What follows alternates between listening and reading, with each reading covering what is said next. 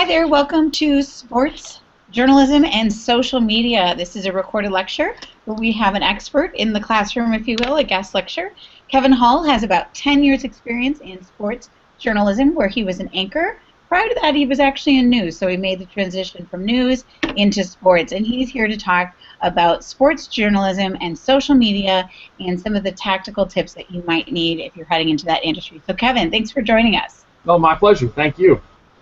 So some of you may or may not know, but Kevin is at the University of Florida pursuing his doctoral degree, and his dissertation really does focus on social media and sports journalism. So he's a great expert and knows an awful lot about it, you know, boots on the ground type, and also certainly with the research. So I want to start out with just kind of a basic question of how are sports journalists using social media to cover things like events and games? I think one of the big things that they're doing is that they're interacting with their viewers. You know, they're asking questions, they're at games, they're saying, you know, I can't believe this is happening. What do you guys think? And they're going back and forth, and they're using hashtags to kind of create conversations. You know, if they're at a University of Florida game, they might use hashtag UF versus Bama if they're playing Alabama. You know, something so they can kind of get that interaction, and they can just follow that hashtag to see what's going on.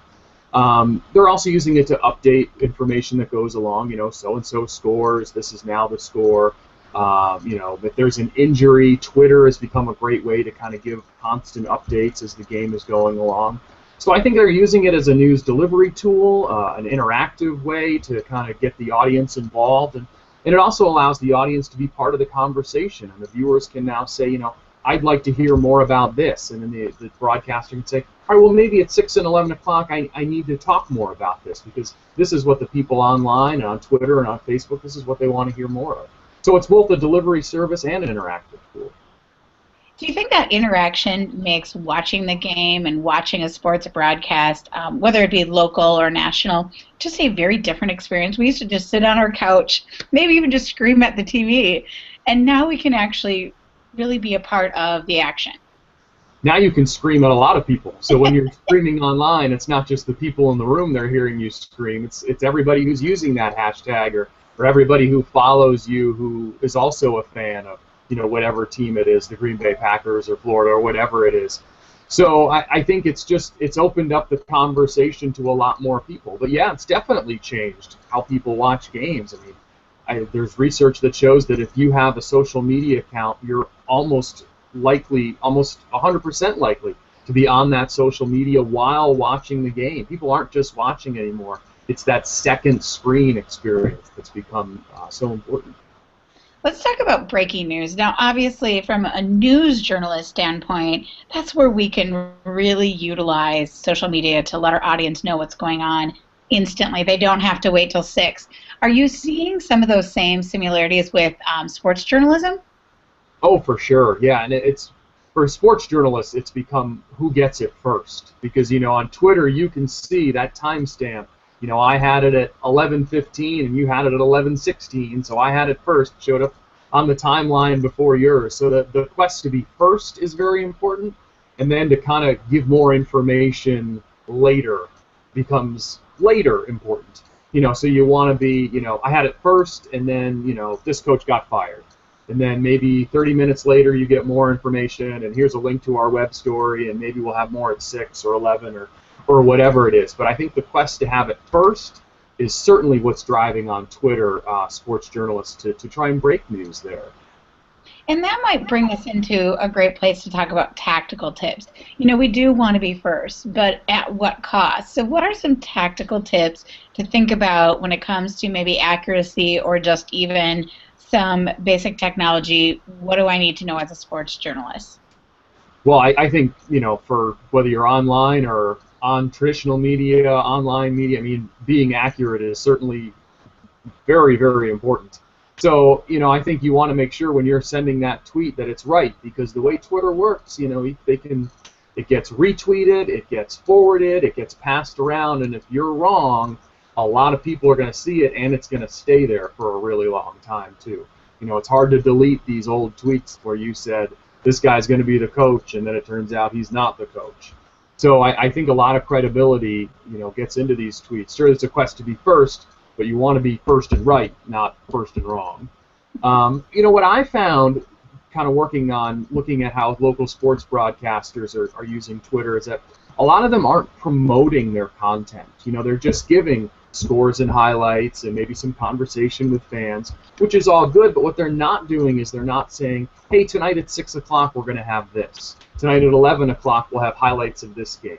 Or go to our website for the latest. It's just kind of a news delivery service and an interactive service. And as I think as local sports becomes less and less important, with the advent of ESPN and online, is that local sports broadcasters have to find a way to stay relevant. I think using Twitter as a way to kind of drive people to the website or to your traditional newscast at 6 and 11, it's something that they're not doing, and I think that's a huge missed opportunity for local sports broadcasters, and something that I think they should try and do more of. So I think being right, being first and right, obviously, and then trying to promote and create this interaction with viewers and kind of giving people a reason to follow you and then a reason to follow you away from Twitter as well. So sort of taking a play out of the traditional news media book as far as trying to drive traffic to their newscast versus the live tweeting is what you're saying is one good tactical tip. For sure, yeah. You want to give people a reason to not just follow you on Twitter, but also tune in at 6 o'clock because, that leads to the advertising dollars and the higher ratings, and all those things go together. If I'm getting all my information straight from Twitter and I have no reason to watch you at 6 o'clock, then I'm not sure you're using Twitter properly. Because ultimately, at the end of the day, you want to get people to watch at 6 o'clock and 11 o'clock and tune in or go to your sports website or whatever it is. If I'm just getting all this information from Twitter, which is free and the station's really getting nothing out of it, then I don't think you're using it totally correctly.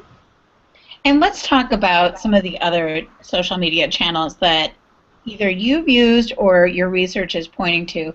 Twitter is obviously one, but what about things like Facebook or Instagram or Google Plus or any of those? Are you seeing that kind of work its way into sports journalism?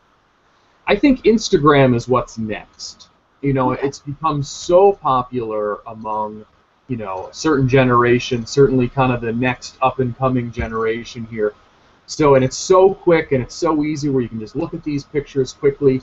So maybe it won't be a news delivery service like Twitter is, but I think it's something where sports broadcasters and media outlets, if I can just send you a picture from the game, so, here I am, I'm at high school game X, and if somebody's following, you say, oh, that's my high school. You're going to have highlights at 6 o'clock, now I'll tune in at 6. So I think there's a lot of ways where Instagram could be, I don't want to say the next big thing, but as far as, along the lines of Twitter and promotional techniques, I really think that's what could be next for sure. Let's talk a little bit about, as a sports journalist and even news, we follow people like the mayor, and obviously in the sports industry, we're following players, we're following coaches. There's got to be that fine line of being objective and I am a sports journalist, not a fan. Is that a difficult thing that your worlds blend a little bit? I think what makes it interesting is that, when I was a sports broadcaster, whenever we wanted to talk to the athletes, it's a really kind of orchestrated event. I would sit down with the basketball player, say, I have 5 minutes, there's a PR person standing next to us the whole time. I'm only able to ask a couple questions. I'm not going to ask, not personal life questions, but kind of more beyond just basketball. Where on Twitter, you kind of get this unfettered look at their life. They can say, here's what I'm doing, here's what I think, and you kind of get this look without the PR person there, and you can kind of see more of their real personality and maybe find another angle to them. Maybe find, hey, this person really likes this. Maybe that's a story I can do down the road. So I think it opens up a lot of different opportunities. But yeah, the balance between fan and broadcaster is a tough one, especially when you cover these people so closely, and some of them are very nice, and you root for them to do well, but you have to remember, we can be friendly, but maybe not best friends with them. Mm-hmm. Let's talk about fans. Obviously, social media is giving these fans truly a different access to their athletes than we've ever seen before. How does that play into just social media and sports in general? Maybe not the journalism side, but fans and social media. I think it's the same thing, as the media, we had certain access to athletes, which, we were allowed to have, whether it was press conferences or whatever, but, fans never had that access. If their access, it came through the media, through us, or, a well-orchestrated autograph session, or, kind of a meet and greet where you got, a quick picture and a handshake. Now they can see kind of the behind the scenes of the athlete's life, and maybe get a closer connection to them. Oh, you really like McDonald's? Well, I really like McDonald's too. I have something in common with my favorite athlete. Or your favorite show is Game of Thrones? Well, that's my favorite show too. So, they're not just these faceless basketball players or football players who you see on Sundays and that's it. Now you can see them every day of the week, living a normal life, maybe just like you. And so I think it gives the opportunity for fans to kind of get a different type of relationship than they had before, and even some sort of interaction as well. If you ask the athlete a question, if that athlete writes you back, now you've had an actual conversation with the athlete. Now, wow, well, LeBron James is my best friend because I asked him, what he thought of this, and he wrote me back. So, it's kind of a different connection and a different relationship and a different glimpse into their lives that we never had before this. So, because fans have this opportunity, the same opportunity as sports journalists does with these athletes to, maybe they do tweet them back or, favorite the tweet and you're like, yes, I'm a rock star. Does that make your job even harder as a sports journalist? Because what are you going to give them that's different? And that's what's happening with athletes now breaking their own stories. If an athlete's tweeting out, I just signed with this team, or I just got traded, they're doing the job of the journalist. So I think in some situations, if that's what's now happening, the athletes become competition. They're not just the people you cover, they're now their own journalists covering themselves, essentially. So I think in a way it can create kind of a different scenario where you do ask, if the fan is getting all this information from Twitter, say, the ability to interact with athletes and get news and interact with fans and, learn what's going on, why do they need local sports broadcasters anymore? And I think that's a real concern. And so if you had maybe one tip that if I am looking to stay in the industry of sports journalism, what do I really need to understand about social media, regardless of the channel maybe? What do I have to really know and know how to do? I think promoting, like I said, is one thing that's definitely not happening and I think could really be effective. They're not saying, I just went to our high school, the big high school rivalry game. Sure, I can tell you who won, West beats East, but I'll have highlights at 11. Or the highlights are already on our website, go there now, and here's a link. I think, getting people to go from your social media to the traditional media is really what's important because that's where, the ratings are and the advertising dollars come in. Like I said, Twitter's great, but you're not making money off Twitter. We need to figure out how to make money off the website and off the 6 and 11 o'clock news. And if you're a newspaper reporter, how to say, we'll have this in the morning paper. So I think, driving people away from social media and back to your traditional media is what's really important. Any last-minute thoughts about social media and sports journalism that maybe you have experienced through your 10 years or just even through your research that you're currently doing? I think it's really changed the game, especially for local sports broadcasters. Like I said, their importance has gone down in the eyes of viewers, with ESPN so important, news directors. I saw my time when I was there, we were a 3-person department.